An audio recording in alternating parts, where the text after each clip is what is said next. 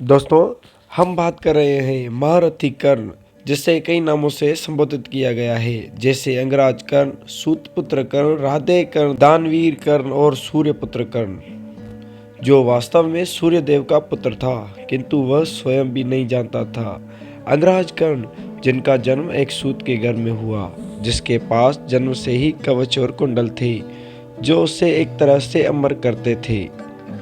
बात है महाभारत काल के 17वें दिन की, जब अर्जुन और कर्ण में भीषण युद्ध हुआ, जो काफी देर तक चलता रहा। यह देखकर कृष्ण चिंतित हो गए और मन ही मन सोचने लगे, अगर आज सूर्यास्त से पहले कर्ण नहीं मारा गया तो पांडवों के लिए युद्ध जीतना असंभव हो जाएगा। फिर उन्हें एक उपाय सूझा और वह बीच युद्ध में अर्जुन के रथ को लेकर दूसरी दिशा में चले गए।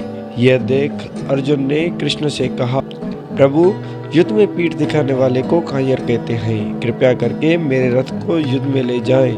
तब कृष्ण ने कहा, अर्जुन, कभी कभी युद्ध को छोड़ना कायरता नहीं, युद्ध नीति होती है, और तुम भूल रहे हो मेरा एक नाम रणछोड़ भी है। उधर कर्ण अर्जुन के रथ को जाते देखकर सोचने लगा कि वासुदेव अर्जुन को कहाँ ले जा रहा है, और कर्ण भी उनके रथ के पीछे उसको ललकारते हुए गया। कर्ण की ललकार सुनकर अर्जुन ने वासुदेव से रथ रोकने के लिए कहा, किंतु भगवान ने कहा, अभी युद्ध का समय नहीं है। कुछ दूर पीछा करते रहे। पीछा करते करते कर्ण का रथ भूमि में धंस गया। तब कृष्ण ने अर्जुन का रथ रोक लिया। यह देख कृष्ण ने अर्जुन से कहा, तुम अंगराज कर्ण पर बाण चलाओ। अर्जुन ने कहा, वासुदेव, कर्ण का रथ भूमि में धंसा हुआ है और उसके हाथों में धनुष भी नहीं है। वासुदेव ने कहा, हे पार्थ, कर्ण एक महारथी योद्धा है, वो चाहे तो अपना रथ बदल सकता है और यही वक्त उचित है कर्ण की मृत्यु का। यदि उसे इस वक्त नहीं मारा गया तो उसे मारना असंभव हो जाएगा। तब अर्जुन ने कहा, कर्ण पैदल है, ऐसे में उस पर कैसे वार करूं? तब कृष्ण ने कहा, अर्जुन, तुम किस धर्म की बात कर रहे हो?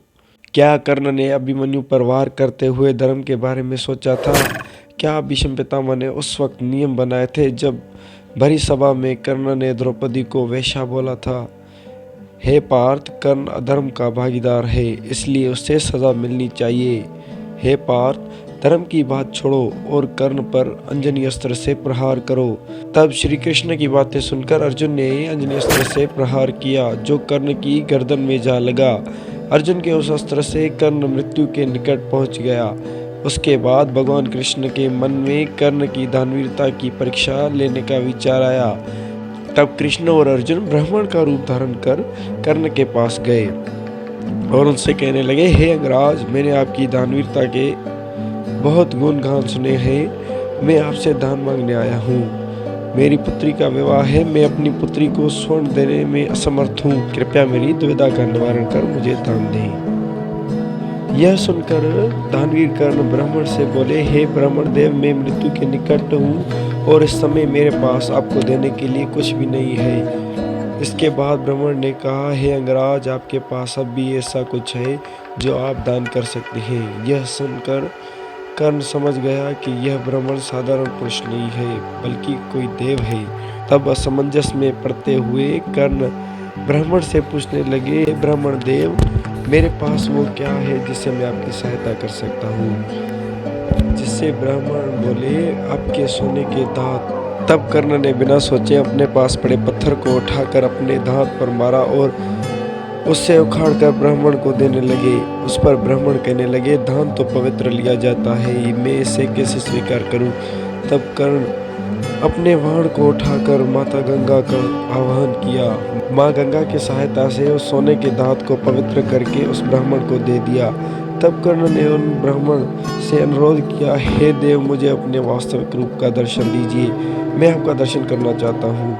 कर्ण की दानवीरता से प्रसन्न कृष्ण अपने सत्य रूप में दर्शन देते हुए कहा, कर्ण, तुम जैसा दानवीर त्रिलोक में कोई भी नहीं है। जब तक इस संसार में सूर्य और चंद्रमा रहेंगे, तब तक तुम्हारा नाम दानवीर कर्ण से विख्यात होगा। कर्ण, मैं तुम्हारी दानवीरता से अत्यंत प्रसन्न हूँ। तुम मुझसे जो चाहो वरदान मांग सकते हो।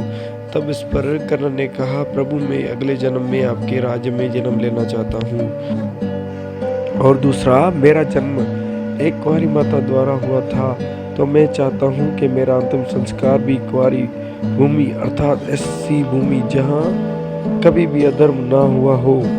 इतना कहते कर्ण ने अपने प्राण त्याग दिए। उसके बाद भगवान कृष्ण और पांडव इस विचार में पड़ गए कि हमने आखिरकार कुंवारी भूमि कहाँ मिलेगी। पूरी पृथ्वी खोजने के पश्चात जब श्री कृष्ण को ऐसी भूमि का टुकड़ा नहीं मिला, तो श्री कृष्ण ने कर्ण के मृत शरीर का अंतिम संस्कार अपने हाथों में किया।